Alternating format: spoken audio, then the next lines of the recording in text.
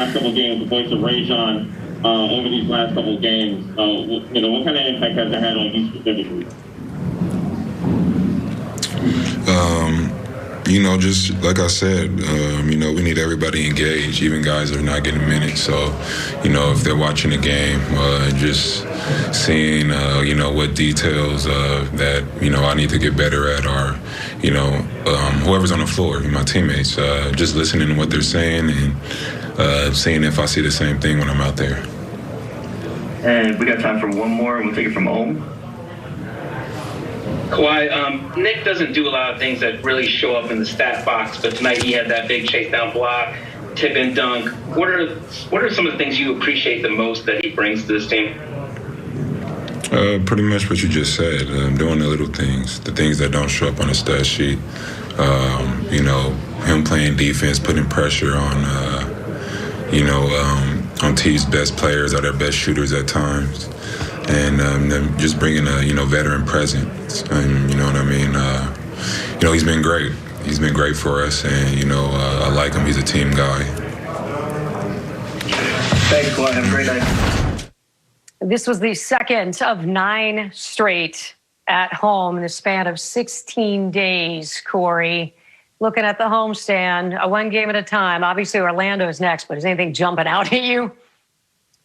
You know what? No, not really. It's just that I would say jumping off of me is the way the Clippers are playing is not particularly the schedule.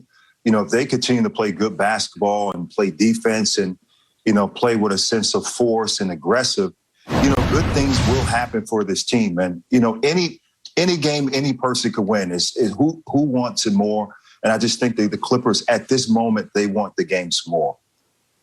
Well, what jumps out to me is like the meat of the schedule of that 9-game homestands right in the middle. And the middle of the schedule ends with Phoenix, who's ahead of them in the standings. And then you have Houston and Detroit to finish it off. So hopefully this run keeps going. I wouldn't be... Kawhi getting active as well. Corey, you're nodding your head. So what did you see from Kawhi throughout this one?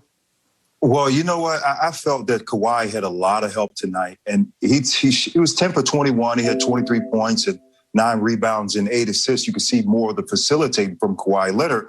But I think it just took a lot of stress off in the night, Don, where, when you're missing Paul George, Kawhi didn't have to do all the work. So he really picked his spots on when to score. Defensively, we know he gets in the passing lane to make plays here and there, but he was very patient. He started to activate his teammates more, and you saw the results. He had 3 other guys that had 20-plus points. Reggie Jackson, Marcus Morris played excellent tonight. But Kawhi is a guy that understands when to score, when to not score. Even though he went 0 for 6 from 3, he made the timely plays when the Clippers shot 55+% from the 3. He's just a phenomenal player. We don't talk enough about how smart Kawhi Leonard is as a basketball player. And most superstar players, they're gifted athletically and they're talented, but most of them are really smart. And watching the game tonight, you could just see exactly what you just said, Corey. He knew he didn't have it going from the three-point line, didn't make one tonight. So what am I going to do? I'm going to get other guys three-pointers that are making them. And so you see the 8 assists. He's an unbelievable player, and he takes what the defense gives him tonight. He didn't have it going from the perimeter, so he got other guys going, and the Clippers blew him out. Good to see the support staff around him. All right, time for our CarMax Call Your Shot payoff here. Be honest, guys. Be honest. The Bucks came out. They shot 68% from the field in that first quarter, and the question was, would the Clippers keep them underneath their average of just over 119 points per game? So we wanted it at 120 and below. We are sweating it out a little bit, Don. They came out red hot. I was only sweating it out because the style of the game wasn't what I expected in the first hour, in the first quarter, rather. And so it looked like there was going to be a ton of points scored, but then the Clippers defense picked it up. And, again, we talked about it in the pregame, how good the Clippers defense has been. So I think that's a good bet that they hold them under their average if your defense is really sharp and playing at the level that they're playing at, Corey. Well, yeah, again, the Clippers had one off in that second quarter and really thrived. And then you saw in the third quarter that the Bucks were missing a lot of shots. But defensively, the Clippers just put a lot of pressure on the Bucks, which, again, I won at the CarMax. Again, What is this, like 20? We haven't said that 20 yet? for 20, Don? It's like 20 for 20. You know, Dude, two nights ago it was 12 in a row. Now it's 20. Who's 2 nights counting? later. I should just drop the mic and just walk off air right now. This is Duke versus UCLA math. I think I know which way I'm going at this point. UCLA is still in the tournament, though. I thought I'd give you an extra moment to point that you out. threw that out on me, Don. Okay. We're not done with that. To keep winning. As you look at the Western Conference standings, the Jazz have a 6-game win streak. The Suns have a 2-game win streak. Clippers has reached 6. Just got to keep the streaks alive. Ty Lue at the podium. What do you say we check in with tonight's winning coach?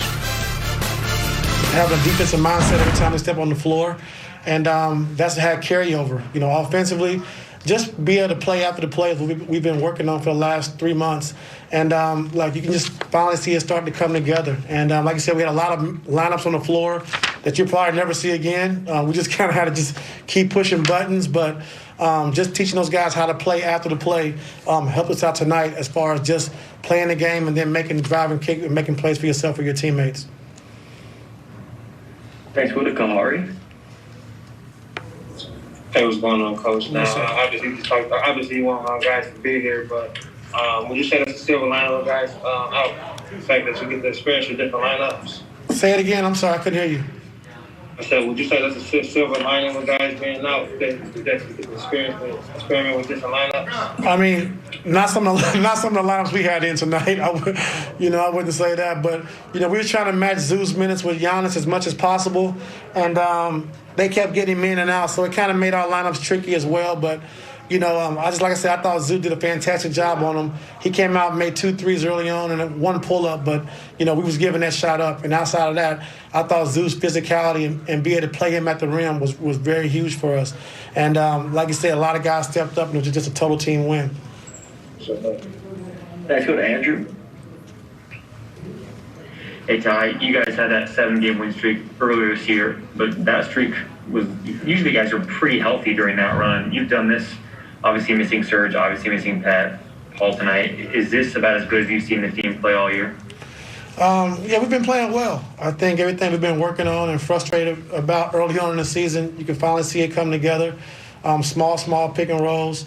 I think attacking the paint, making that extra pass, to your teammate when they're open, playing with more pace. Defensively having a defensive mindset every single night, and you can see all them things coming together right now.